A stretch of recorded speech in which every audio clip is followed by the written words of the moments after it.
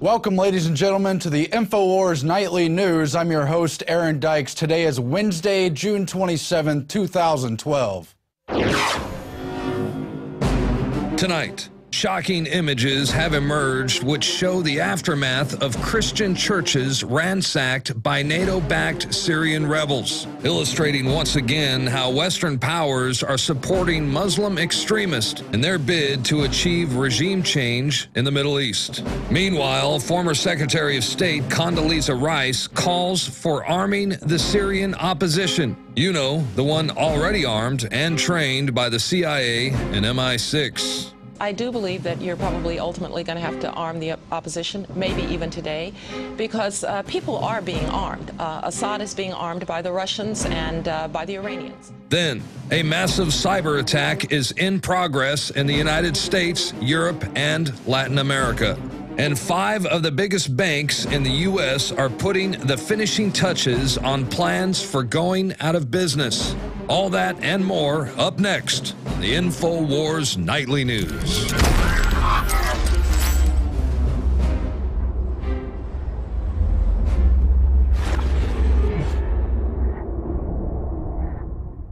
And then coming up later in the broadcast, I'm going to speak to Washington Blog's Carl Herman about why all this state budget and pension crisis may not be all it's cracked up to be. Yes, it's about the elephant in the room, the CAFR. That's coming up later, so stay tuned. Also, we're going to have another segment of Ask Alex, a Planet Infowars special. That's over 25 minutes long as well, so plenty in the broadcast. But first, our top stories. We turn to cyber false flag.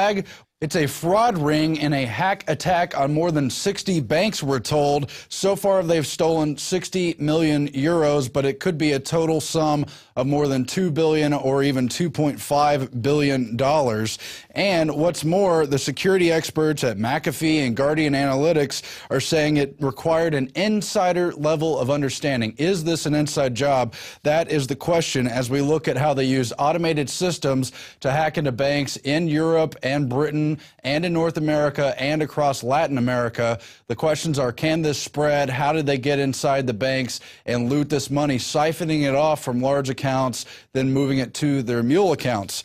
Well, this article out of Sky News admits in the last 2 paragraphs that the details of this global fraud came just one day after the MI5 boss warned of the new cybersecurity threat to UK businesses. Yes, this is a cybersecurity issue. We've been warning about it for months and years now. Cybersecurity inside the U.S. is only 2 years old. General Keith Alexander, head of the NSA, was just moved into his general title as he became not only the head of the NSA, but the head of cybersecurity. And you know they've been meeting about this issue at Bilderberg and others. So let's go more deeply into the ongoing cyber attack to see if there's a reason why they're saying it's an inside job or that they're warning about cybersecurity, trying to get a mandate for the issue.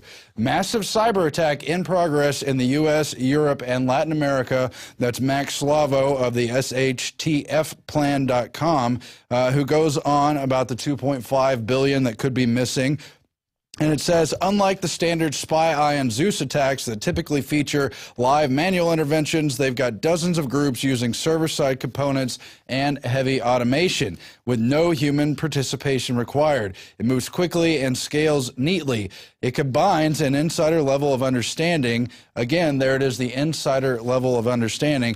And so then it goes on more deeply into the article to assess Silver Doctor's analysis that our thoughts is this is either an Iranian Stuxnet retaliation, Stuxnet, of course, created by the West, a joint partnership between the U.S. and Israel, or it's a false flag banking system lockup by the central Western banks themselves who are using it to conveniently pin the blame for an imminent derivatives-induced contagion and banking collapse. So in other words, instead of investigating all these big banks themselves for their role in fraud, let's have a little bit of low-level fraud, then slap more restraints on the average user, more controls over their capital, because you've already heard about how cash is being gradually phased in as more and more illegal in parts of Europe. It's starting to hit home in the U.S., and they want these capital controls when they have bank holidays or when they shut down ATMs and you can't get access. Well, that's already been going on at the Royal Bank of Scotland and other parts of the UK ahead of this new cybersecurity threat that, again, was warned about by this MI5 boss, the new cybersecurity threat. There it is. And so Max Slava writes, governments have needed a pretext to tighten bank regulations and gain even more authority over the individual movement of capital. Whether real or false flag, this cyber attack may very well give them the ammunition they need to take complete control of the internet. Again, we reported ahead of the Bilderberg meeting the plans for an internet ID mandatory in Europe from members of the European Parliament, and again about the ongoing cybersecurity agenda that they've met for the past 5 years at Bilderberg to discuss. Meanwhile, the U.S. Army admits its own troops conducting law enforcement on the streets of America is illegal. We've covered this yesterday. Paul Joseph Watson has a follow-up article today. So it's not only people on the streets saying this would be a great thing and they can't wait to salute the troops as they come by and how the scary aspect may help cut down on crime, but there you have it in plain sight at the end of this news report where Captain William Geddes of the U.S. Army Reserve says in no uncertain terms it's actually against federal law for them to do police patrols. Of course it is. It's posse comitatus. But you've got all these globalists, they cite here in Paul Joseph Watson's article, the Council on Foreign Relations figure, who have been working for years to legitimize the transition from military into police patrol aspects. It says right here, transition into a more flexible force. And so they're phasing this in. And you can see it's also interesting in the report how the reporter himself is clearly calling for people who approve of the troops being on the streets. He suggests to one of the respondents that, oh, this might help cut down on crime. Well, that's the association they want, that the scary troops in the street will help you by cutting down on crime. And what are they saluting? It's a takeover from the global system, from the NATO and, from the NATO, EU, and World Bank systems occupying America. That's what these troops on the street represent, but they want you to ask for the troops. We saw this kind of propaganda a couple years ago in Detroit. I don't know if we have it pulled up, but we actually got a shot of them begging for 20,000 troops. There it is. Where's 20,000 troops to protect our children and communities? So they've taken one of these boarded up buildings. Who knows who put it there, but it's an apparent cry from the community itself for troops on the streets to protect us. Well, that's what they want us to accept as the economic crisis continues, widens, and gets worse, and is to be used to the idea that the troops are there to save us. It's part of a larger issue, but it's also strange that these troops are once again coming out of Fort Leonard Wood in Missouri, the same place where the concentration camps have been reported, the same place where they've had them training for the MP duties and the occupation of these internment camps. It all just kind of adds together after a while, but we're just supposed to get used to it and accept it. Now, turning to the larger economic crisis, the coming crash, SGT has the report, Watching the Clock. Will a total economic collapse occur in September or October? Obviously, no man knows the hour unless, of course, it's contrived. But what you do when you analyze things and try to track trends is you want that overlay effect where you have one report matching with another. That's when it becomes significant. That's when it becomes a likely trend. That's when there's something going on behind the scenes.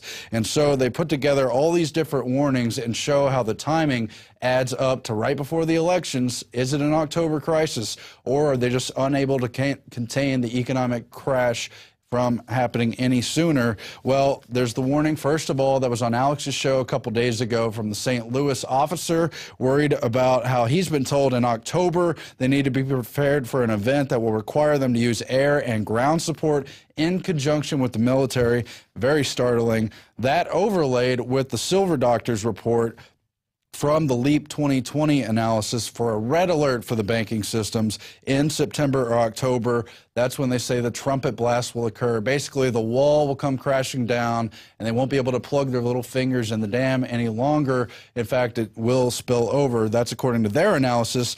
Then there's the third warning from Art Cashin of Zero Hedge, who talks about how the frequency with which the world goes to hell in September hardly seems random. And in fact, there's a chart to support this where you see at least 25 incidences in September where a banking crisis started, way more than all the other months. Something is going on there. That's also when you typically see the gold and silver runs as far as on the per annum basis month to month.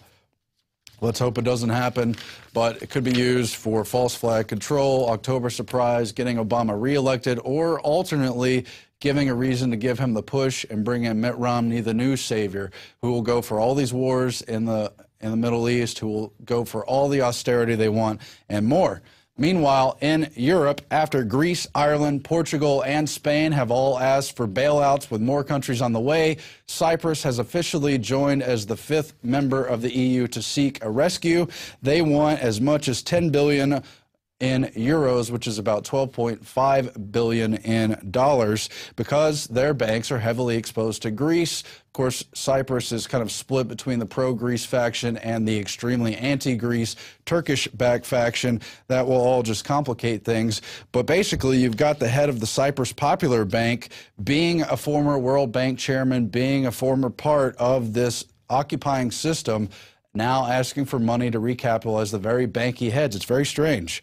And then converse to that, they've got this communist president, Dimitris Christofias, the only communist leader in the EU, who's blasted the whole bailout system, calling it a colonial force. The European Central Bank, the European Commission, the IMF, all working to occupy these countries, and basically that is what's going on. But now he's going to have to turn inward and accept that kind of bailout as the only so-called solution. But the other thing to notice is Cyprus, just like Spain, has asked them not to do the austerity measures that's been such a big issue in Greece and Ireland and to a certain extent in Portugal. Another thing to keep an eye on, but the hammer is starting to fall in the U.S. too, as Stockton, California is the latest city to file for bankruptcy.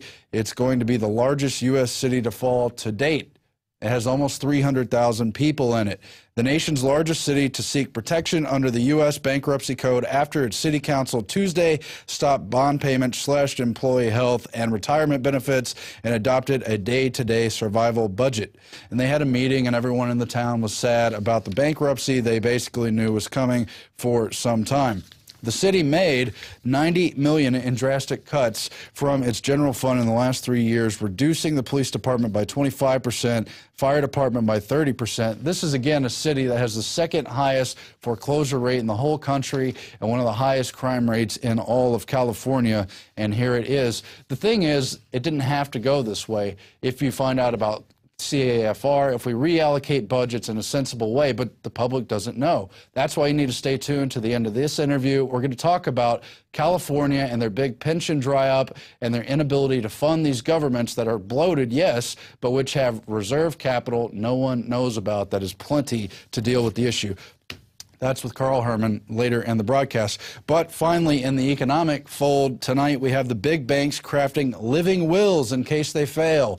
And Jamie Dimon of JP Morgan is telling us this will help the cost to taxpayers. This will allow banks to fail without it falling on the public. Well, we don't know if that's true, but they're saying these measures could be basically equivalent to reinstating Glass-Steagall, which they should probably do anyway. You've got Sheila Bair also backing the issue, and on the surface, it is the system, the regulatory agencies of the government forcing the big banks to basically set the architecture for decoupling, setting aside the normal day-to-day investments of people's accounts that should grow at a regular rate from the crazy speculation and the underwriting and all the other private equity stuff that really has caused all the derivatives problems, triggering the larger economic collapse. It's, of course, very complicated, but they've got the biggest banks here: JP Morgan Chase, Bank of America, Citigroup, Goldman Sachs, Morgan Stanley, among others, being forced by the Federal Reserve and the FDIC to create these living wills for their liquidation, for the liquidation of the company.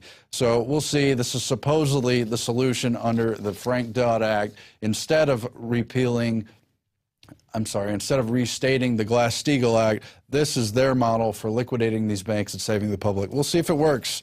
Something tells me not to hold my breath. Anyway, we're going to turn now to a special whistleblower report from the 7/7 bombings. Our reporter Patrick Henningsen got this exclusive interview. Very interesting topic. We'll go to that now, come back with more news, but stay tuned. It's a big program tonight. This is the Infowars Nightly News.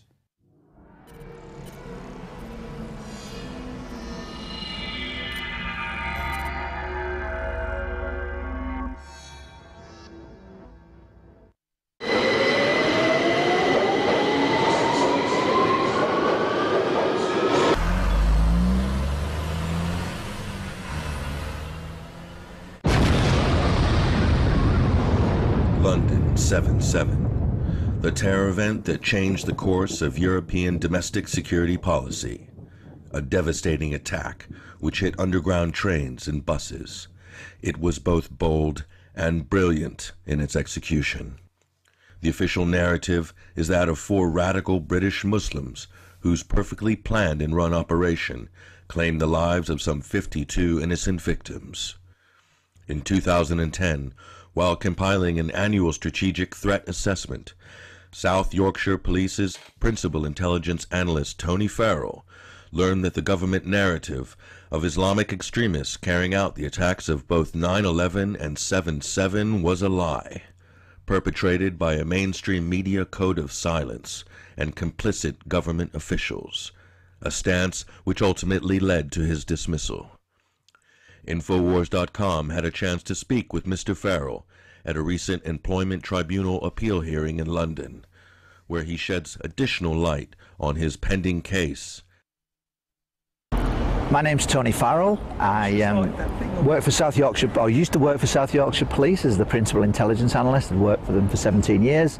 And in September 2010, following a stance in July 2010 on the 5th anniversary of the London bombings, I made a stance that led to my dismissal.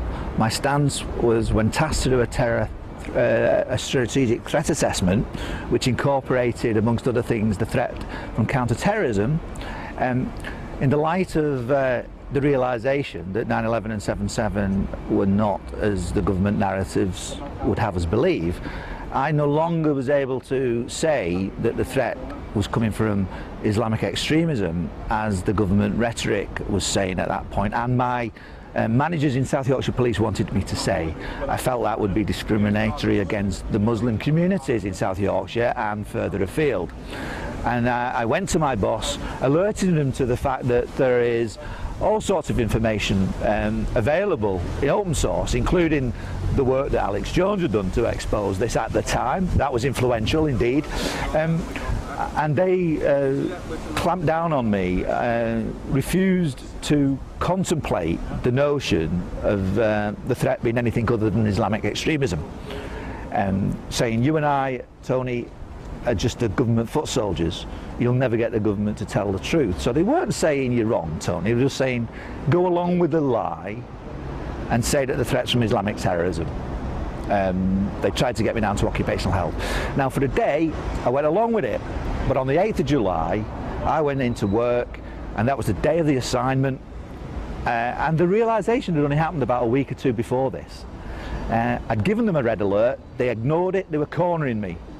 Now I felt as though now I either had to lie and say that the threat was something that my analysis pointed towards was different. I couldn't lie in that situation, the professional standards for honesty, integrity, etc. So at that point, on the morning of the 8th of July, I made an absurd strategic threat assessment matrix because I was cornered into lying, and I thrust a threat assessment matrix in front of the boss saying 9/11 truth, 7/7 truth, and other aspects of criminality that South Yorkshire Police might be interested in. I just put as irrelevant and scored it up. It was ludicrous, but it was to reflect the absurdity of the situation that were putting me into and cornering me into lying, and lying against the Muslim population in the United Kingdom, where in the light of the government's contest strategy, the government counter-terrorism strategy, Rich Pitcher the police forces in England and Wales and the communities were being encouraged to collect intelligence on Muslims, targeting mosques, targeting universities.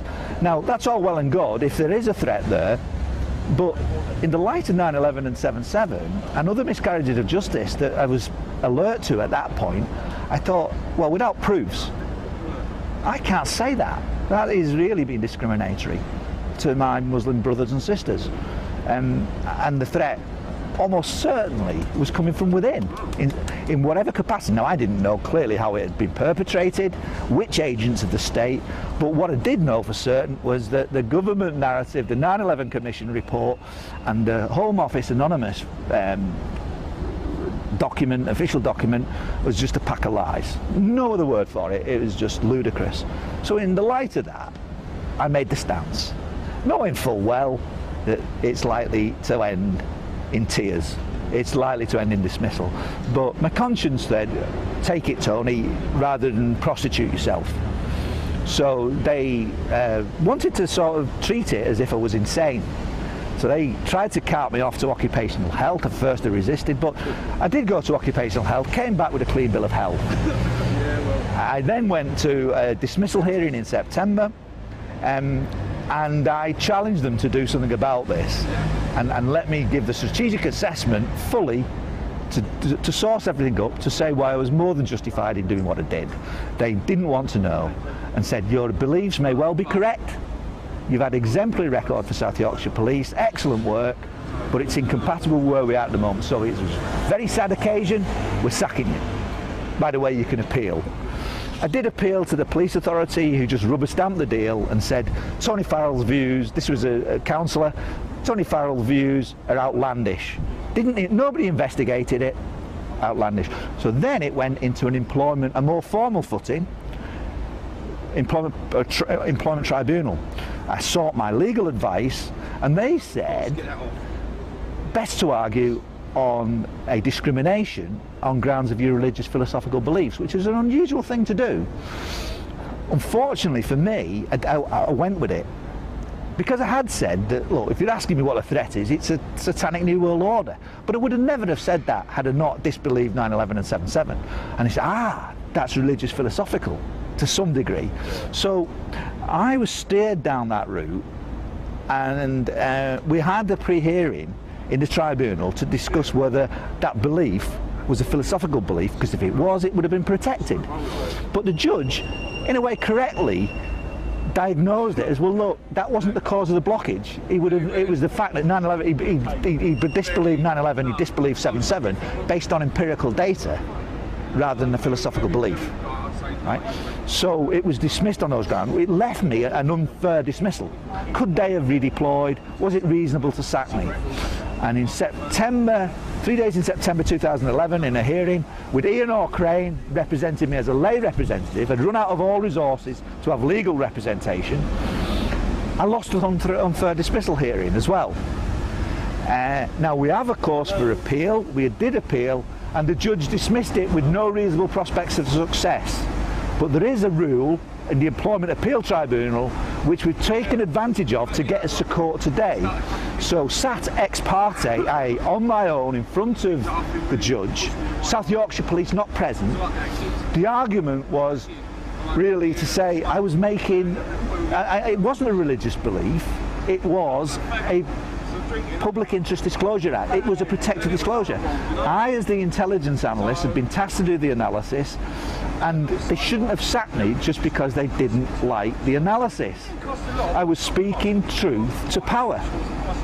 Right? Not the truth that they wanted me to hear, they're enabling the one truth, but what I considered as the analyst, being tasked to do the threat assessment, as the truth, to the best of my knowledge. So I put an inference on it. I didn't say it was dead certain. I said the inference being that it was almost certainly an inside job, 95% in the UK, 99% in America with the 9/11. So I also said that the matrix system of threat assessment, and my first degree is statistics, was a ludicrous attempt by the government, National Police Improvement Agency, to almost mind control and dumb down thinking, criminal intelligence analysis thinking, on looking at threat. Why would they do that? Well, the construct that they had within the matrix was artificial and deliberately heightened the fear coming from Islamic extremism and the terror attack. So JTAC, Joint Terrorist Analysis Centre, always put out the threat levels as almost imminent, high or severe. Now, in a crude scoring system, that had to be transferred locally, irrespective of what intelligence you had locally. And potentially the harm a terrorist act could do, well, it's how far will the imagination stretch? You know, it could be anything. So the consequence, the harm, the probability, all meant that resources were being allocated to unaccountable resources within Special Branch and within MI5, right? But without the intelligence and the evidence to back it up. And in the light of 9/11/77, not squaring with the official accounts, I felt I had to make a stance on the strategic threat assessment. Said it was totally ludicrous. I'd always thought that anyway, but in the light of that, I thought enough no more, that's where I make the stance on the strategic threat. Now, that was why I was in the court today, arguing that it wasn't really a religious philosophical belief. We agree with that. There's no point of issue with the police. You know, there's no facts that we differ on, other than we are saying that as an analyst I was making a protected disclosure. I was doing my job. I had a duty of care to present the truth. Now, they didn't have to accept the truth, but just because they didn't like the analysis on the threat, was it reasonable for them to dismiss me? Now, if you're suppressing strategic analysis in that way, because an intelligence analysis is an evolving process whereby you give your intelligence and your intelligence officer opposite may not agree with you, but you start to converge to get to the truth. And new information comes to light, and hopefully you converge on that truth. So in doing my job as an intelligence analyst, I was sacked for telling what my analysis was. Now, I stand by that analysis exactly now. 18 months down the line, nothing has come to light which remotely challenges the fact that I was right, you know, that I erred in what I did. So I'm pleased with what I've done. I had a duty of care. I followed through with my conscience, and sadly I've ended up getting dismissed and on the verge of bankruptcy. But the reason why I'm doing this is not for compensation, it's that I believe it's in the public interest for this case to keep on going. Now, the judge today has dismissed it, right? The Employment Appeal Tribunal saying, no, South Yorkshire Police had behaved reasonably in dismissing me, and that as a point of law, we can't really challenge that. However, he's not slammed the door down, not completely. Therefore, there is a court of appeal. So now it's getting into a quite high area now, whereby under the public interest disclosure, because I wasn't legally represented at the unfair hearing, right, we never cited the Public Interest Disclosure Act. Ian Crane, who represented me in September, wasn't a trained lawyer. But to all intents and purposes, he was arguing that I was making a protected disclosure and I shouldn't be dismissed, especially when I'm the analyst assessing the threat. If analysis is the very product, strategic threat analysis, that should keep chief constables awake at night, and the fact that I was giving them unpalatable news, it was only doing my job. Why should you be sacked? Especially as there's no end of evidence that was presented today on 7/7 analysis and on all the people who've written widely on 9/11. It's not as if I'm a lone nut. There are serious, academic, weighty people now. Are you bound to an oath when you take the job with the police? I sign an Official Secrets Act. But are you bound to an oath to protect the public interest? Yeah, absolutely. Yeah. You're a public servant and you have a duty of care. Yeah. And it's the duty of care that really, compel me to speak truthfully on this matter. It wasn't a trivial issue that we could sidestep round. I did my job as the principal intelligence analyst, and I have no regrets no matter what happens. Now, we have, of course, as I say, to the High Court. But what I need is to expose this so that we can start to demonstrate equality of arms. In other words, it's time now the public woke up to this, because it's dangerous if we don't. And if I can get that public support behind me, I mean, I've not got bad support in the truth movement, but it's not as high profile as it needs to be by the time I get to High Court. But interestingly, the judge has left it open, so it's not inconceivable that the analysis that is available that completely discredits 9/11 and 7/7 could be actually tested in a court. And that's all we can hope for. Whether we will ever get there is another matter. But I'm committed to keep on trying until I drop or win, and irrespective of the consequences. It's that important from a public interest perspective. And I was fortunate enough to land on last week a very interesting character, a QC, Michael Shrimpton, who has appeared on the Alex Jones show in an interview, and is his secondary discipline, besides being a barrister, is a strategic intelligence analyst at the highest levels. So he has contacts in America, in the CIA, and in the British intelligence, in MI5, MI6. But he himself is saying there is something radically wrong here. Now, you need his views don't exactly square with my views, but there's enough commonality, and his respect for the intelligence analysis function and his appreciation of it was ample for him to portray that importance of that function in front of a judge, because in a way that's what he is, an intelligence analyst. So it was very helpful to have him come in at the 11th hour, because up until last week I was doing this myself and I would have stood no chance, but at least there was a very strong, healthy, high quality debate on the legal side this morning. Public record. And it's on the public record. Very good.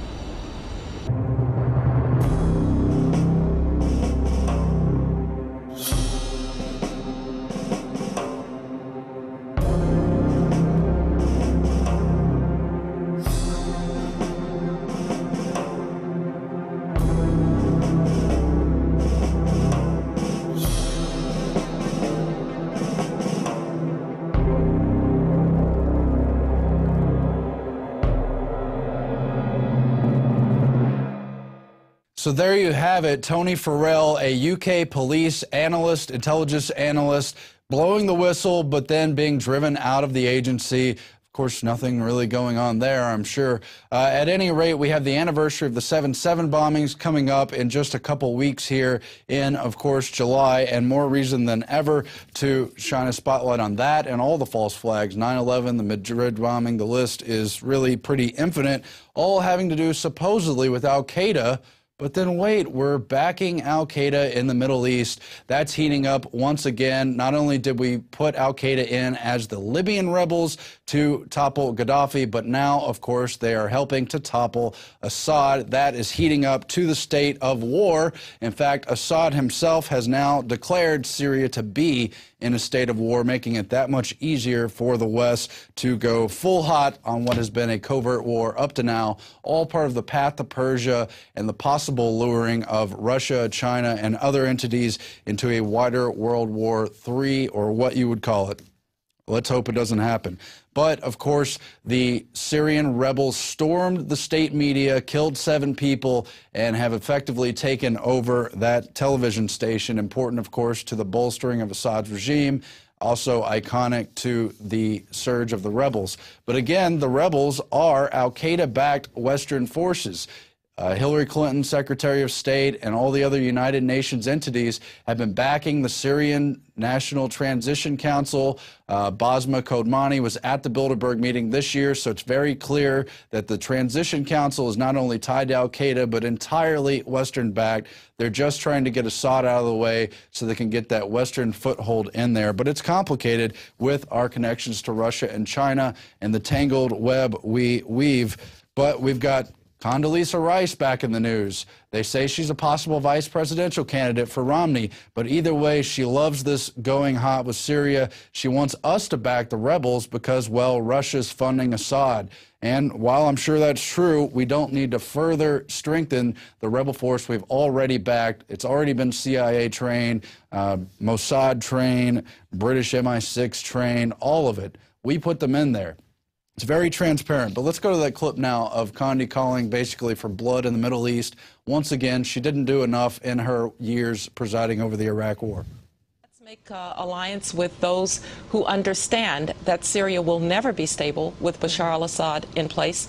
Let's help the opposition to organize, and Syria will be better off with Bashar al-Assad, and so will the Middle East. You say help the opposition to organize.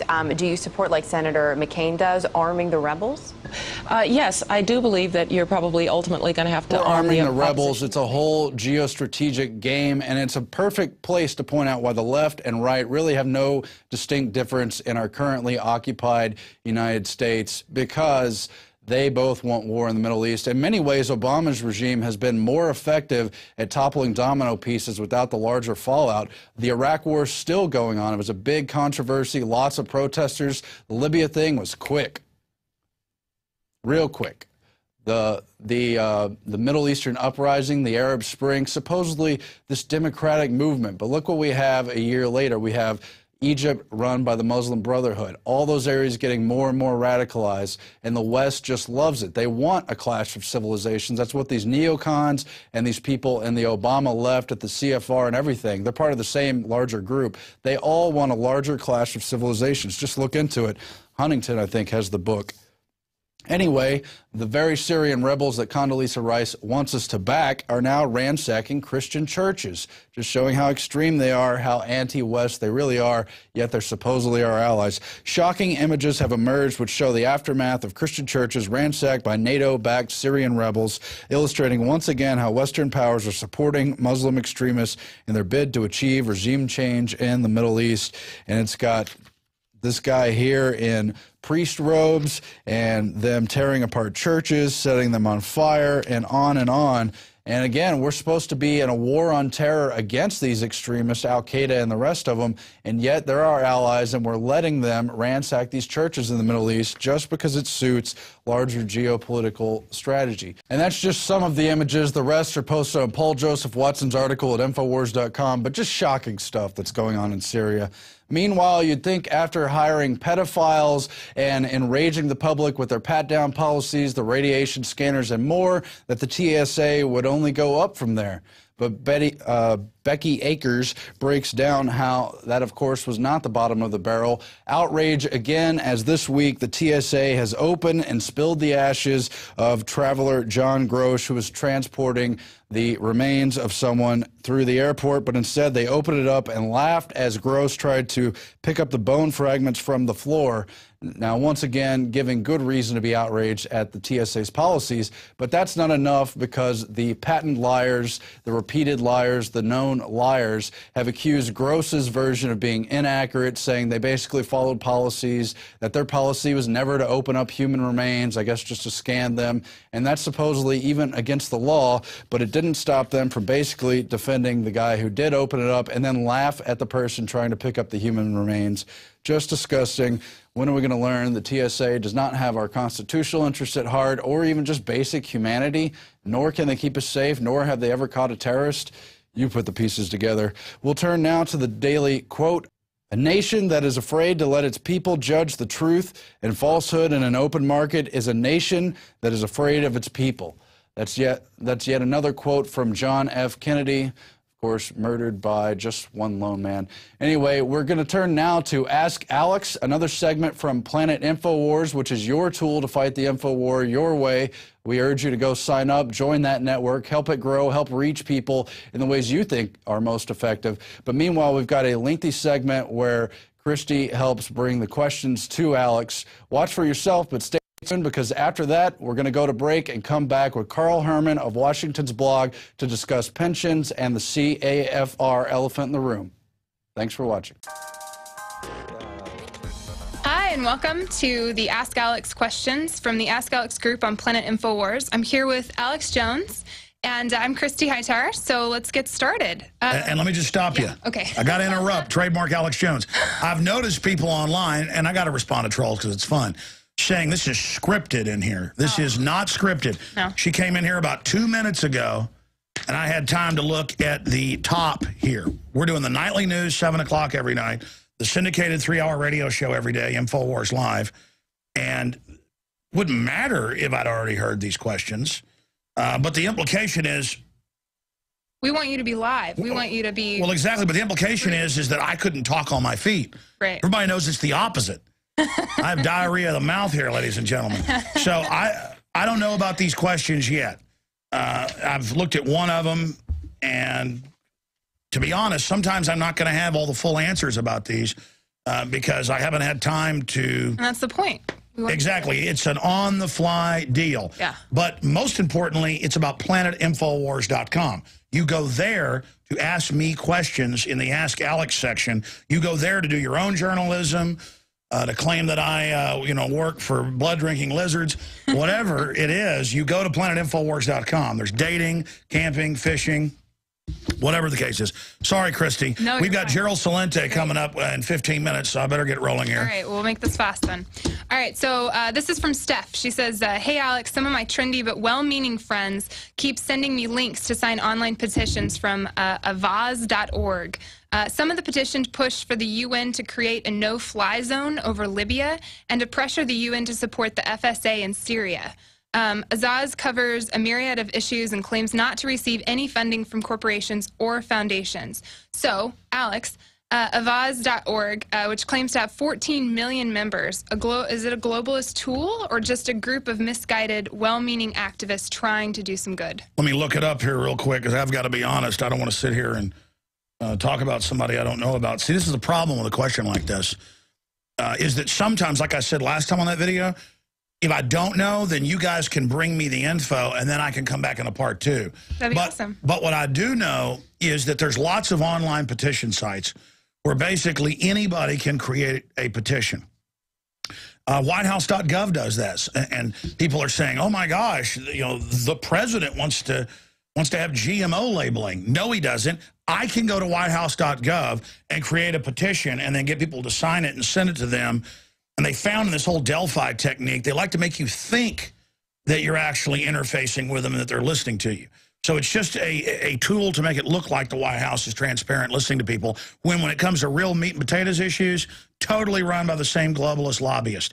I don't know about this particular site. My memory is I think I've seen it before, and I think that it does have a lot of members, because I'm going from memory tentatively here, but look it up yourself, that basically anybody can go there and do a petition. So, of course, you're going to have NGOs from the UN going in to this site or other sites and creating them. But the answer is go and create your own petitions, because really, even if government ignores it to a certain extent, it's a way to get issues in front of people. In fact, I've found that we've gone out and done some comedy pieces showing so-called environmentalists wanting to ban dihydrogen monoxide. That's water. But we say, oh, dihydrogen monoxide, it's in the ground around here. It causes you to have to urinate and other issues. Would you like side effects? Would you like to ban dihydrogen monoxide? About 90+% are like, yes, ban it right now. Also, sodium chloride, and that's salt, table salt. They want to ban that. The point is, see, I said we have to hurry, but Salente's great, but he can wait a few minutes. The point is that I'm just joking. The point is that this is all scripted, ladies and gentlemen, right now. As you can tell, it's a teleprompter. Don't show the teleprompter over there, Aaron. Now they're going to believe it. Aaron, aim the camera over there so they can see it. No, we have no teleprompter. Now, Lewis who's also one of the great moderators over at planetinfowars.com. He is hiding back there. Show Lewis, the guy that secretly gives all the orders around here. Yeah. There he is, ladies and gentlemen. Orders from this guy right here. That is the secret guy. All right, now hold on. This is out of control now. Alex, this is out of control. No, but I have to go back to number 1 question. No, we only have 2 pages here. Yeah, no big deal. No, actually, I think I've answered that question. The UN is very good. To finish the other point, we would go out and get them to talk to us with a petition. So people are ready to talk. It's just a great way to get people to politically talk to you. Of course, have a real petition, but it's a way to educate people. They'll stop for whatever reason, if they're told it's a political or social issue thing. Right. Other issue is the UN does a lot of this on well-meaning topics to make their overall agenda sound good, but at the core of it, it's a very murderous authoritarian system that basically hides a neocolonialism. And so that's what the UN does. Moving right along to question number 2, Christy. Moving right along. All right. So the Indiana state legislature recently voted to allow the people to shoot and kill any rogue cop who illegally invades your home. This is well within the Constitution and Federalist Papers and complies with the castle laws and rulings. But so far, you've been mum on the subject. This is per Helagon user. So they are somebody who really pays attention. I've had that article 2 or 3 times in the last week since it passed in Indiana and meant to cover it, but so many days I don't get to it all. Look, I can't get to one question here. But the way I'm describing this is basically how I'm thinking about it. I have meant to cover it. It's just a big subject, and I meant to pull out some of the rulings that this person alludes to and never got around to it. So then I never covered it because I didn't want to not have the rulings, and there's literally hundreds of them. But here's the truth behind the story. The rest of the story, as Paul Harvey would say.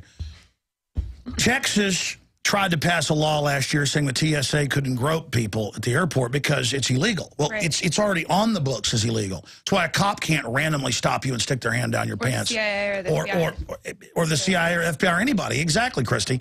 So why do we need a law to enforce something that's already the law? And so that's true about Indiana, is that a police officer that breaks into your house as a rogue, and that happens quite often. Some of them go crazy or they were criminals to begin with. Police officers commonly, and one of the problems is try to force women into different relations, or police tend to rob motorists. That's something that's extremely common. It's not all police, but they're, especially in some of these big cities where criminals get in, the union's criminal controlled, and you get a force of criminals. There's big problems with police beating people up, raping them, killing them, robbing them. And grand juries were so brainwashed that they didn't know about common law or rulings or existing laws. They would still convict someone who shot a police officer that broke in their house without a warrant and was beating them. And so the state legislature passed a law, which is a good law, reaffirming that. But the media spun it like people now are going to say a police officer is unlawful and shot them. Well, here's the deal. Police didn't even get set up in this country until about 150 years ago in New York City. And the big joke is that the film The Gangs of New York, Martin Scorsese, is very accurate. They were the first big, mean, vicious street gang. That's why the New York police are still so corrupt today. There are a lot of better forces around the country. You could debate whether you want a police force or not. But the issue is that the system, the nanny state, wants people totally and completely, absolutely dependent on government. So they don't want the idea of us being able to defend ourselves, much less defend ourselves against rogue police. People with badges. People with badges that are out of control. But the other point I was going to make, which is the key, I forgot. But here's the issue. Police were set up as part, under the state charter of the county and then the city. The city citizens organized themselves in a corporation, just like the Mayflower came over as a corporation, right, or Jonestown or whatever, or Jamestown. They all came over and set up a corporation. So that's where that idea comes from. So a city is a corporation under the state laws. And then we go and say, we're going to specially train people to be police officers who work for us, and here are our city laws that follow the state laws, that follow the Constitution. Right. Okay? And so all a cop... Ideally. Exactly. So all a cop is... Well, yeah, that's how it's supposed to work. Right. So all a cop is someone who has been duly sworn, bonded, and trained to engage in professional citizen's arrest. Just like I can go out if somebody's mugging an old lady or robbing, somebody, I can go up and physically restrain them, and if they try violence, I can kill them. That's a citizen's arrest power. If I catch somebody breaking into my garage and I pull out my .357 and I say, hands up or I'm going to kill you, that's a citizen's arrest right there. Okay? So cops only have citizen's arrest. It's now become butt backwards, ass backwards as they call it, where they're trying to say citizens can't defend ourselves And only the police can do it because the government wants a monopoly of power. So there is your part 2 on Indiana. I'm glad I've now had a chance to cover it. Folks can look up the rulings. He mentions one of them there, but there are literally, no doubt, thousands. I've seen hundreds because I follow this closely, that if some cop off duty or on duty goes crazy and wants to bust down your door and come into your house without a warrant, it's just like any other criminal. Right. And you have a right and a duty to defend yourself, but we've been taught we'll get in trouble if we try to defend ourselves, you know? Like, somebody breaks into your home and you hurt them because they've broken into your home, they sue you. I mean, yeah, and they've tried to have courts have bad rulings. Like England's got to the point where you go to jail if you defend yourself. It hasn't gotten like that here yet because we're pushing back. Nice. Alex, there's this viral video. It's on YouTube, and it's actually titled "Detained for Open Carry, Portland, Maine." There is a reason to stop you. Unless you suspect me of a crime, as Terry v. Ohio, Delaware v. Prowse requires you to have a suspicion of crime before you detain an individual. Brown v. Texas does not allow you to stop an individual and demand their ID. So the user is trying to tell you we're awake here in Maine, so yay. And he goes, perhaps now that people are starting to come together, what direction is the freedom and truth movement going, especially with the direct hit on the Paul campaign?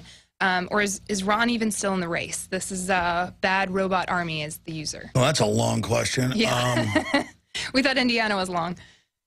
I have not seen that particular video, but I've seen countless videos over the last decade where people exercise their right to open carry. There's laws against concealed carry because in ancient times, a criminal would conceal weapons, but free people would wear their swords or muskets openly. Make it well known.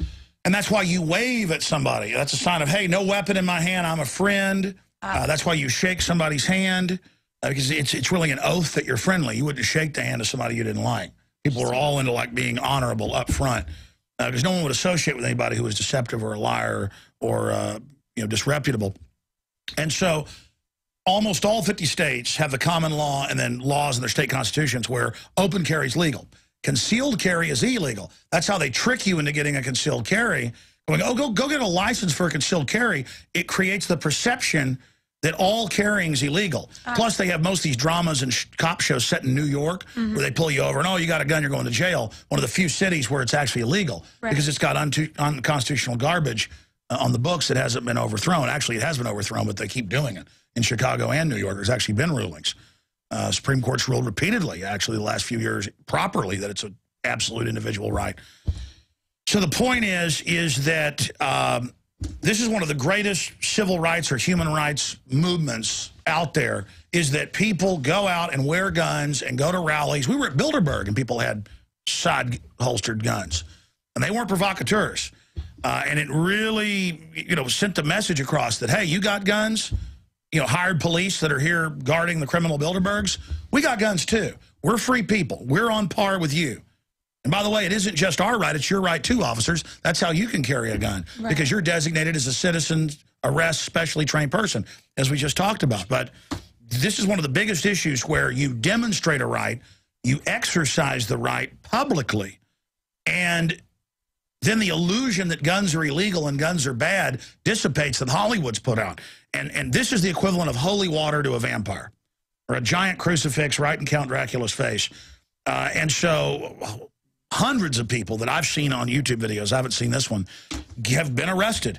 But in the last few years, the cops have had memos. It's been explained to them, hey, you can't do this. People have been shot in stores who were legally carrying. I've seen one of those videos. So it is dangerous, but not as dangerous as it was a few years ago.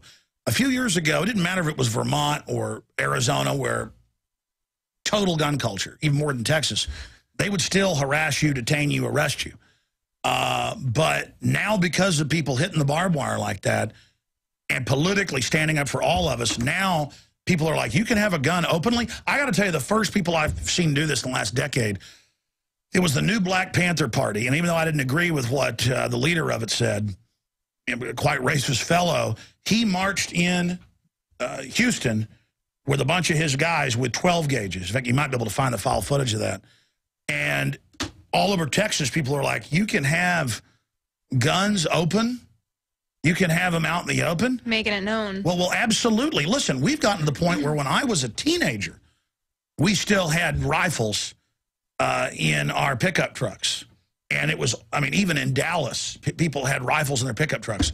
But it got to the point where the cops would pull you over and harass you. Right. Now now those rifles are coming back. People are like, okay, go ahead and harass me. And then I'm going to file complaints on you. Go ahead and arrest me. You're going to get a civil rights lawsuit and lose. We're winning. This is an area where it shows when we take action, we have nothing but victory after victory. Okay, now I've done the first 3 or 4 long-winded here. I'm going to try to give 60-second answers to each additional one. Good luck. These are great questions, though. I mean, that's why. They're just amazing. All right. Well, there is one last thing, though.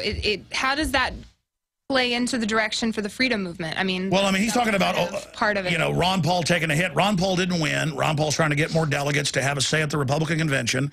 Rand's playing politics, which I understand. I don't really agree with it. Working with Romney. And that just shows the people are exercising our rights.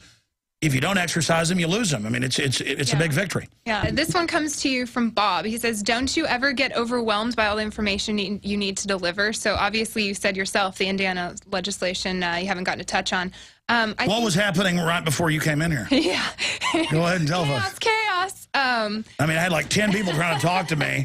And 1 minute. And yeah, all of this was insane. I mean, it was just... Well, Bob suggests, he says, I think you should use your existing equipment to have like 3 shows daily, say the Aaron Dykes show, the Paul Watson show, etc. Believe it or not, the news and the truth, there are addicts out there who want to hear it. So that's just his contribution. What we're doing is we have Paul Watson, we have Aaron Dykes, we have Darren McBrain, and fruit flies that infest the office because we don't throw away the garbage. Anyways, this thing's living here year-round now. Yeah, hey, that's on the DL there, Alex. Whatever. That's why we started the Nightly News, is so we can build more shows around that down the road. That's why I do it 2 or 3 nights a week. Or even though I'm not hosting the show Wednesday night, you know, it's Tuesday, we're taping this, I'll be on the show with this. Right. So we're getting it to the point where we won't just have 5 nights a week, 7 o'clock, a news show. We're going to have other shows. Awesome. I have a tendency to bite off more than I can chew, like starting that gun show, which I do still plan to do with the Steiners, just that it's overwhelming. Right. I launched the social network finally. I'm planning to launch a monthly newspaper. But, folks, Aaron's he's been working for 3 or 4 days. He's behind the camera right now on a big piece we're putting out on the nature of reality. I mean, we cannot do more shows at this point. We're working on it, though. We had to do a hiatus last week from the Nightly News because of this. For that reporter contest. And then she's hounding me to do these question and answers. Come on, Alex, let's get to it.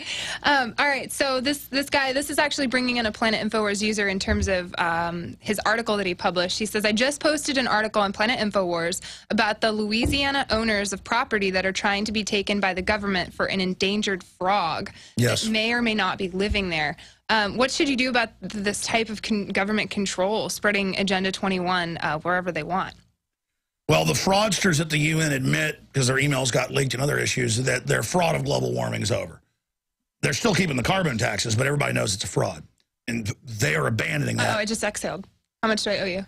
A lot. Little plants are going to breathe that. And so now what's happening is they're shifting back to the ice caps have melted, which, by the way, they're getting bigger. But they know the public doesn't look at that. You got to pay us more money or the polar bears are going to die. And here in Austin, they took, over the years, more than 50,000 acres from farmers outside town back in the mid-'90s. 15,000 acres here, a couple thousand there. It was over 50,000 total. They would not let them build on it. They do eminent domain, take it, pay them pennies on the dollar, not for the development rights, but for less than what they bought it for previously, decades before in some cases. Some cases it was ranches that have been in the family over 100 years. I went and interviewed some of them. And then they would turn around, and then the environmental groups that control the city, they're not really environmental groups, they're mafias, would take the restrictions off. Oh, the cave bug isn't endangered. Oh, the warbler isn't endangered. Oh, the salamander isn't endangered in this area now. Oh, and this bank shut up by the former mayor, it's going to broker it all now. And they build malls, shopping centers, luxury homes, golf courses. Mm-hmm. And they're just building on all of it, almost all of it. It's totally sick. It's totally evil. And, yeah, I have seen, it's all over the country. Cave bugs, frogs, salamanders. They've caught the federal government planting birds that aren't even endangered, period, worldwide, but just in one region. Mm-hmm. And they'll go plant them there. so they can then come in and selectively, and it's always the big developers that are behind it. They're the ones, and Goldman Sachs funding. We go to these smart growth conferences all the time, and when you get there, it is the banksters. It is the Goldman Sachs people. We've done newscast on it, where they're the ones running the whole event. And with the people in the crowd, sent there from the cities and counties and realtors, they know it's a fraud too, most of them. I mean, they're there as criminals, as operatives within the system to just take property. And they know it. I mean, I went to a smart growth conference back in the late 90s, and I was like, you're taking land. This is a scam. And when my camera's off, they'd go, you better effing believe it is, punk. We're taking over. I mean, these are just criminals. They know full well what they're doing. Not like they're like little loving liberal idiots or something, but they send out teenagers to your door and college students to say, can you give me $20 for this group or that group? It's for the earth. And you know, you go give them, oh, it's for the earth. They use that to fund their operation to politically take over your city. Then they rob you once they get in control. Sounds like another documentary in the works. More work. You're welcome, Alex. It never stops. And then I'm burnt out like this, babbling like a chimpanzee. Okay, this one is actually one of my favorite questions. It says communication. It's always been the most important thing in any war, the ability to communicate. Now that we are almost all on the digital equipment, cell phones, IP phones, digital, whatever, very few people have landlines. And what are the consequences and perhaps solutions to linking patriots better in the event of a purposeful system shutdown? I mean, we all know about the electromagnetic shocks that could essentially wipe out computers and your car. I mean, things like that. So it's a great question from Colin. It is a great question. I just doodle when I'm thinking. If I don't doodle, I'll interrupt you. Oh, okay, good. I'm glad that you did. I'm glad you did that. It's like a spruce tree, and there's like a lake in the distance. We'll say abstract, absolutely. And some snow-capped mountains. Okay, back to the question. Anyways, the communication. What to do? I mean, if everything in here, electricity was no longer an option, I mean, what would you do? It's good to have things like CBs and things, but the police are now going under a unified, federalized system so that everything is basically scrambled and we can't listen to it. Ham radio is good if people get into that to be able to communicate. If the globalists shut down the internet or start curtailing it. It's also important to have your own old-fashioned printing presses. That's what we've done with the Obama dictator contest and Joker contest to show the power of just going out and hanging up good old-fashioned papers in public commons and areas. But to try to get the general public back into some type of analog or radio system is not really feasible. It's better to try to educate people now before something like this takes place so the globalists don't feel confident enough to go to that. Instead of digging in, we should go and take over or take the country back or expose the enemy to such an extent that they can't competently go to this dark system, this Berlin Wall of control. Now, it is good, like I said, to have ham radio if you know how to use it. People want to get into that. Got to have a call sign, though. Call sign, sure, to get a, sure. You don't have to get a license. They say you do, but whatever. They're a bunch of criminals. That's going on. Like I said, long-range, short-range CBs, things like that. But really, it's best just to get to know people in your area and have a backup in case things do collapse. I'd say 80% fight the New World Order. Try to defeat them ahead of time. Best defense is good offense. 20% dig in as a backup. Storable food, firearms, gold, silver, communications. But just to buy a bunch of communications, I got a big ham radio out there, I'm going to talk to people. You better get on it now. I mean, we're kind of behind the learning curve here for most people. So make friends, Colin. You heard that. Get out. Why are you putting the promotion of the cost-effective, this is coming to you from Pythagoras. Why are you putting the promotion of the cost-effective AE 9/11 Truth on the back burner and championing the expensive, inefficient softcore Ron Paul campaign? This is his words, not mine. If AE 9/11 Truth doesn't become a household name, doesn't start to wake people up, nothing we do can. I think that they're trying to get at the fact that... No, I know what they're talking about. Okay. Look, I'm the guy that started the 9/11 Truth movement. Right. I'm the guy that said it 6 months before, 2 months before. The person that said they'll blow up the World Trade Centers and blame it on bin Laden, July 25th of 2001. I'm the guy that has had Richard Gage on probably 30 times, and who's had all these other people on. I got Jesse Ventura to go public on my show, Willie Nelson. And there is a hardcore group around architects and engineers for 9/11 Truth. I sell their videos. I have them on, who call and email and are just constantly, get them on, you've done nothing. And I think that has the opposite effect where, well, number one, 9/11 Truth is not just architects and engineers for 9/11 Truth. Right. They're great people. But people are trying to tell, you know, the preacher how to sing in the choir. So, I mean, I get these questions constantly. You go set up an architects and engineers for truth thing on the website. You go cover it. You go get into it. I mean, I talk about 9/11 Truth almost every day on the radio. I've made 4 films on it. I put Luke Rudowski and his great activism on the map and got support for him up front. And it's not a pet peeve. It's just, it's an irritant when people say, why have you put this on the back burner? Instead, you're promoting Ron Paul. Ron Paul is about getting the general public awake to the New World Order. And I'm not just promoting Ron Paul. I promote Ron Paul maybe a couple times a week. So, again, if you look at my radio show today, it was Billy Corrigan talking about the New World Order. Smashing Pumpkins, that reaches all his fans and people. I had Jesse Ventura back on. I had TSA whistleblowers on, exposing that. I'm always facing the next phase. People say, well, did you thumbprint to get a driver's license? Yes, I got arrested 14 years ago protesting it. I was unable to stop that, so I went ahead and got the driver's license and did it. It's not about me getting out of thumbprinting myself. It's about exposing the biometrics in the cashless society, you see. And so I've done the 9/11 Truth. I still cover it. I get into it constantly. Can't live in the past, though. I mean, you have to keep moving forward. There's other things that face us. We're dealing with other false flags, like them trying to get planes shot down over Syria right now, or a new Oklahoma City to be blamed on domestic groups, or how they're using Al-Qaeda against these other countries. I know Salente is on and ready to go. Well, do you want to wrap this up? We'll just real fast. Give me the last ones here. Okay. Alex, what do you think about the fact that all but one of our presidents are related to the royal family and the Queen of England? Also, do you believe the royal family and the Sinclairs are the leaders of the New World Order? This is from Austin. I don't know about the Sinclairs, but certainly the Saxe-Coburg-Gothas. That's the Transylvanian family that became German royalty and then became British royalty that run it. They pretty much are German and French because they intermarried so much. But the point is, they're very close to the top of the pyramid. I mean, their wealth is secret. And then they have all these TV productions about how they have nothing and live off welfare. It's all a front. The ultra elites like the Rothschilds and the Queen, they always act like they have no power. That's their PR. That's their cover story.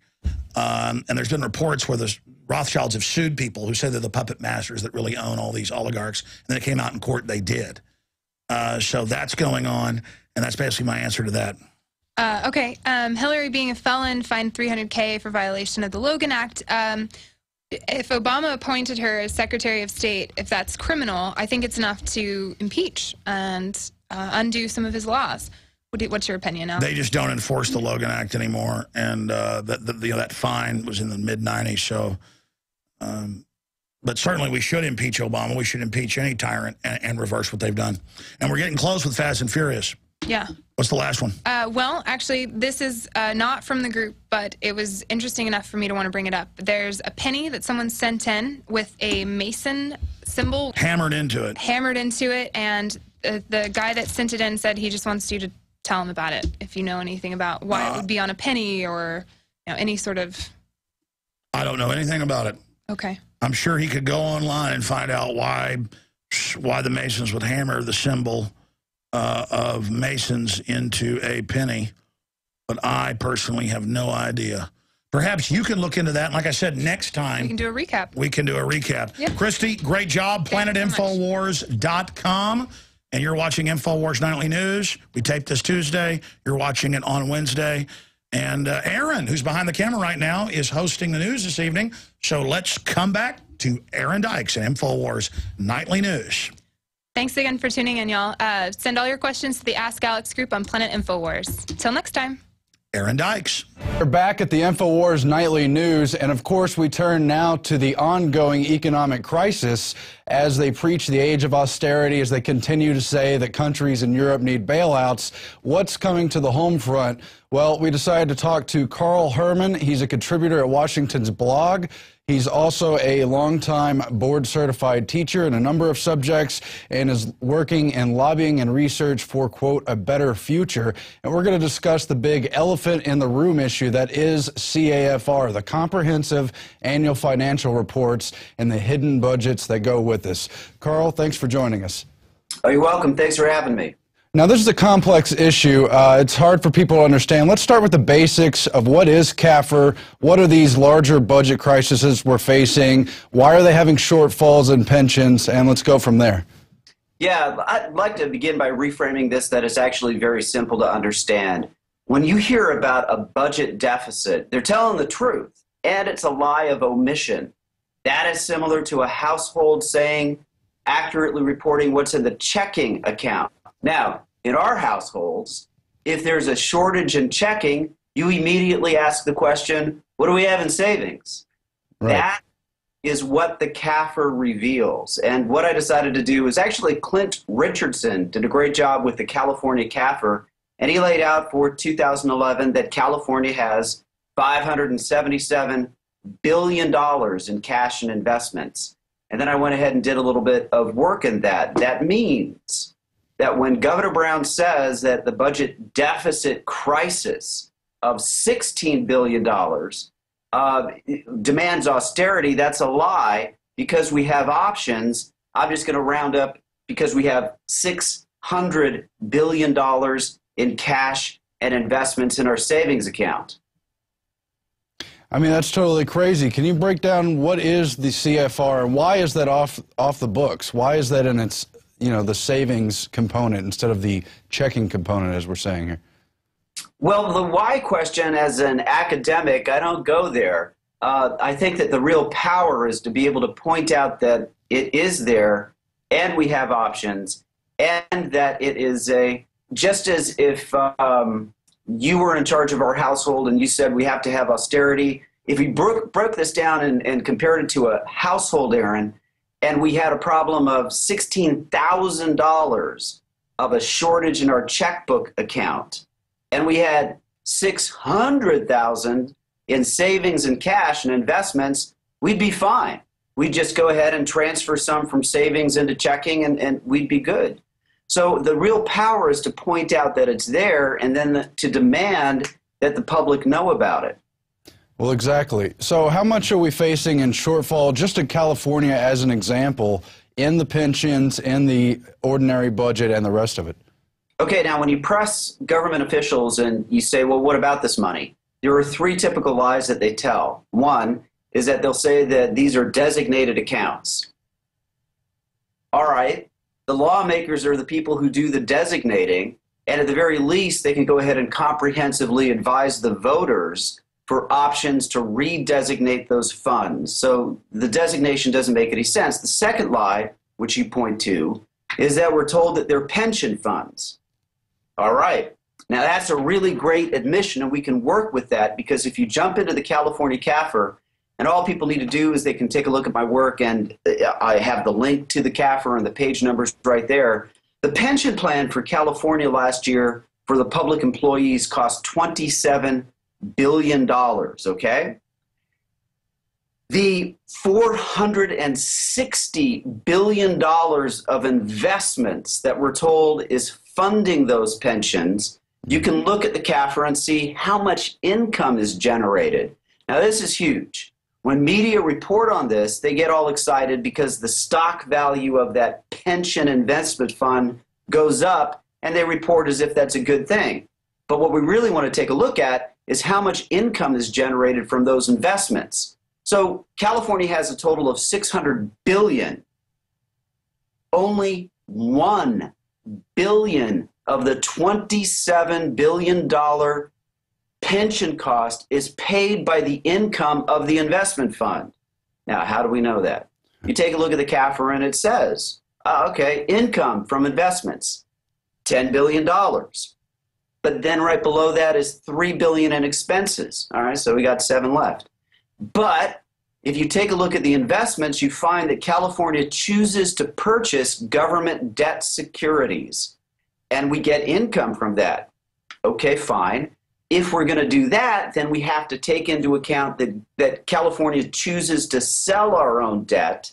That has an interest cost of $6 billion. So the investment's made 10.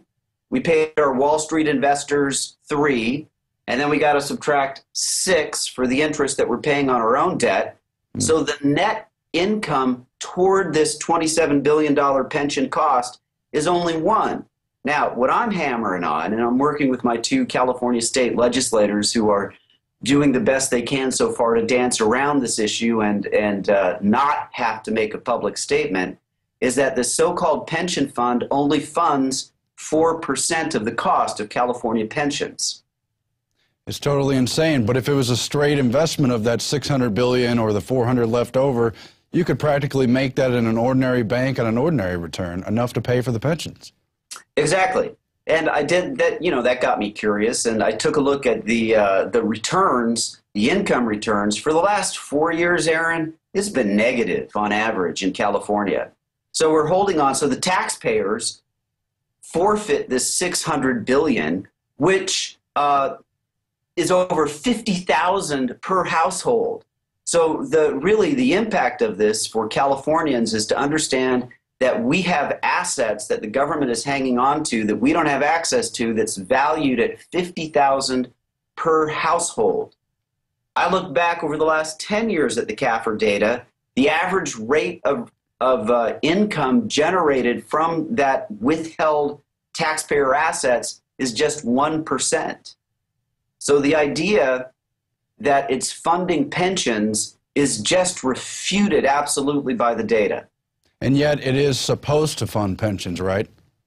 Well, that's what we're told, and that's what the accounts are designated for. So now we're using this nonpartisan economic data to raise a question of, is it possible that we could use these tremendous, colossal assets more effectively to fund our public goods and services? And that's all that, by the way, my Assembly member Anthony Portantino and State Senator Carol Liu, they've been sitting on this data for 3 weeks. I contact them a couple times a week at least. All I want for them to say is, yes, these numbers are accurate. Yes, we could have professional and the cost-benefit analyses and the public take a look at these numbers, and we could consider a redesignation of our current structure that isn't funding pensions and isn't touching this $16 billion budget deficit.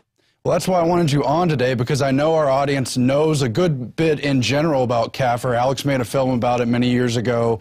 We've had experts like Walter Burian on, but we need to make it an issue here and now so we don't have to go into a European-style debt crisis where obviously they're facing austerity over issues including pension and their whole social security systems and on and on.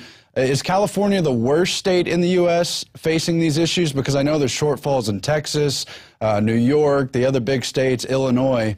What do you see on the national front for the pension issue? I'm not looking. Yeah. But I can tell you is that it isn't a shortfall, and that part of the power of political reframing is to understand that this $16 billion budget deficit, we have 35 times that amount in cash and in savings. And if that message became clear, then we would force the reconsideration of these tremendous assets. But let me go further into this. The state of California has a CAFR, true, but there are about 14,000 various government entities in the state of California, Aaron. For example, LA County, in their CAFR, they have $66 billion in cash and investments. Walter Burian, who's a hero and the pioneer of this issue, as you know, he did a data sampling for California's various governmental agencies. He estimates that the total for California is about $8 trillion. That means that per household in California, there are 12 million households, we've been overtaxed, or more accurately, we have taxpayer assets over $650,000 per household. So what that does is that blows this so-called shortage and any need for austerity. That completely is a game changer. It's totally insane because they've got their whole black budget issue and the public is never informed about it. And as you point out in your article, they don't remind the public. It is on the books, but you have to sort of hear about it and then look it up to even know what a CAFR is. Yeah, and every state can go ahead and people can do this. I explored this as a hobby journalist, and I decided to check out three things. One is to contact my 2 state reps, and I'm pushing them. The other is local media. My local newspapers have been very, very interested about this because they just didn't know. Nobody knows. Nobody knows. And the other areas I checked was law enforcement, and that has been a tangled web. But the word that I got from the LA County District Attorney's Office is that he said that it's not a crime to not disclose this cash. And of course I followed it up, please cite the law, and then please give an explanation of how all public statements saying that we have to go to austerity, how that isn't fraud and intentional misrepresentation from somebody who has fiduciary responsibility for comprehensive, accurate financial information.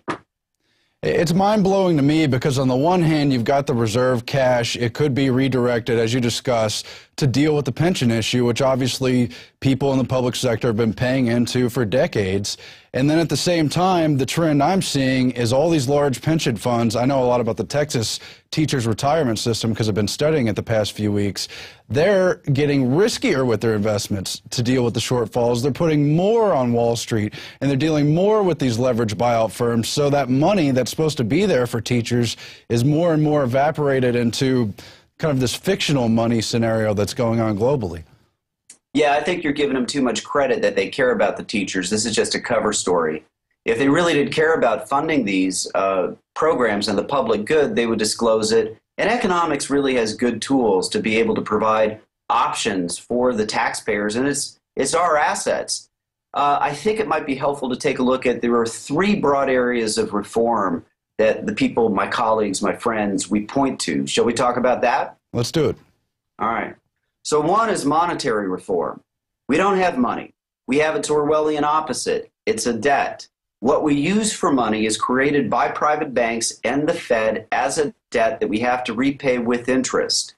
As you may know, Dennis Kucinich sponsored legislation from the American Monetary Institute and Steven Zarlenga, who is another pioneer and a hero in monetary reform, that if we just created money, debt-free, for the direct payment of public goods and services, then we have 3 amazing outcomes. 1, the government can become employer of last resort, and we would have full employment. 2, we would have optimal infrastructure because we could invest in hard and soft infrastructure with this labor paid directly with money that we create for it. And 3, what people don't understand is that infrastructure contributes more to economic productivity than the cost of its inputs. So we get the full employment, we get the best infrastructure we can imagine, and we get overall falling prices.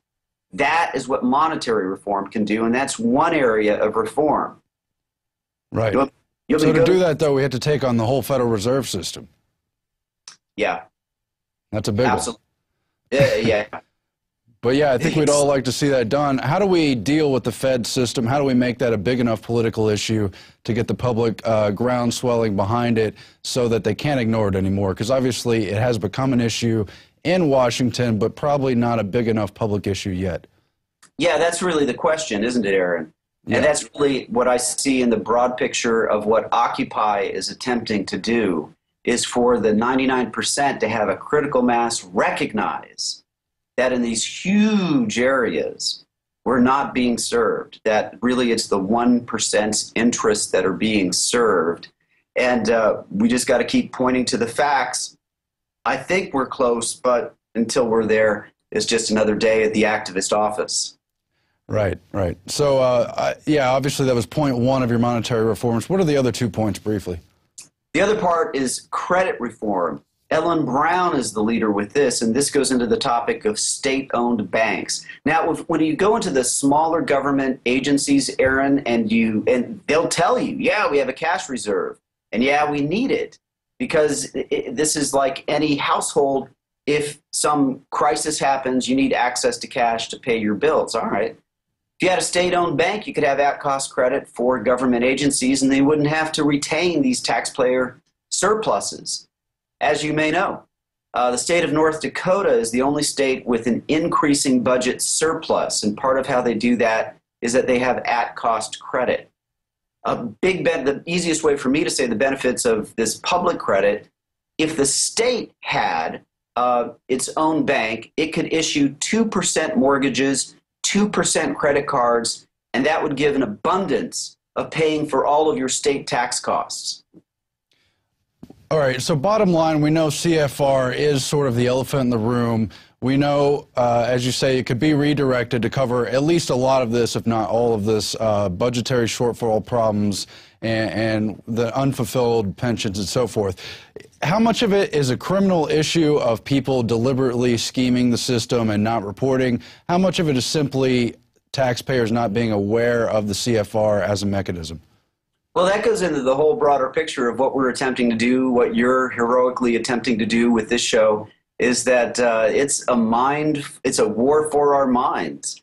And we're just pointing to the facts, and that if we could just engage with these facts, then we could really work together to build this brighter future that we all want.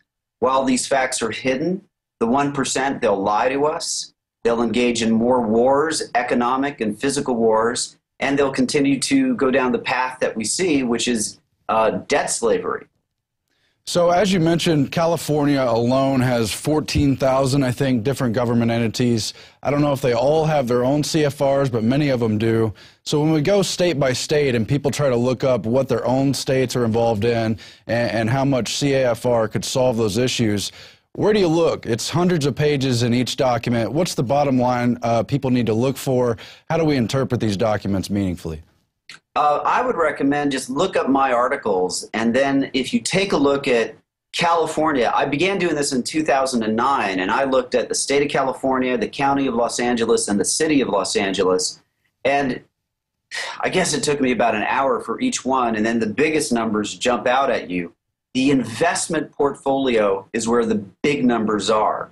Now, in California, that's $460 billion, and then there's over $100 billion, but they're spread out through about 80 different accounts.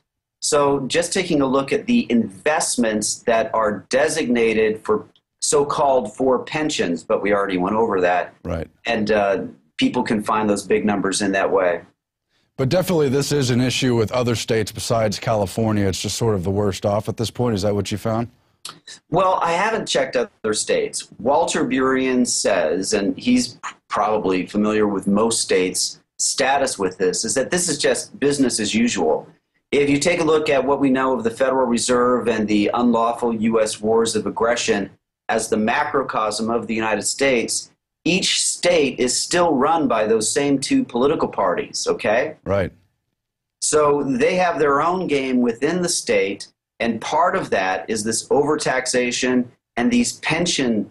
It's really a scam, because then it goes into these portfolios, which really goes into the rigged casino of Wall Street. And then part of the most insidious part of it is that, all right, so the state of California, we own $92 billion of debt securities while we're in debt $164 billion.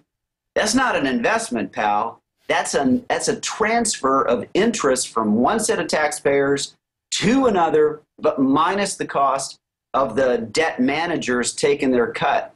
So if this was any household, we would just divest a little bit, and then our budget crisis would be solved just like that. But obviously they have counterparties who are interested in managing those investments, and that's part of the whole deal, going back to the party system and the way we're tied to Wall Street. Let me just bring that up since you mentioned it so people out there know. Britt Harris is the head of the Texas Teachers Retirement System. He went to Bilderberg 2012 this year. That's how he popped up on my radar. Let's get that full screen if we can. And they've been literally, there it is, him talking about new investment risks. They got KKR and Apollo, two of the biggest leveraged buyout firms, to manage billions and billions of this scheme they've got.